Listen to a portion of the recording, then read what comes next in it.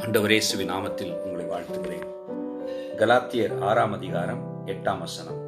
தன் மாம்சத்திற்கென்று விதைக்கிறவன் மாம்சத்தினால் அழிவை அறுப்பான், ஆவிக்கென்று விதைக்கிறவன் ஆவியினாலே நித்திய ஜீவனை அறுப்பான். ஆவிக்குரிய நன்மைகளுக்கென்று கிரியை செய்கிறவர்களாக இருக்கும்படி இந்த வசனம் நம்மை அழைக்கிறது.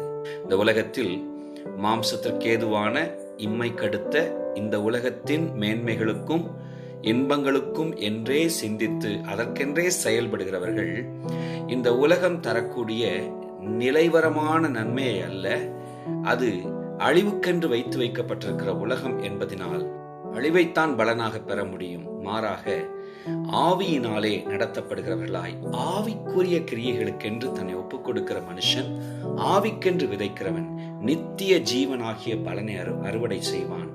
நித்தியமாய் பலன் தருகிற நன்மைகளுக்கென்று செயல்படுவோம். கர்த்தர் உங்களை ஆசீர்வதிப்பாராக. Praise the Lord.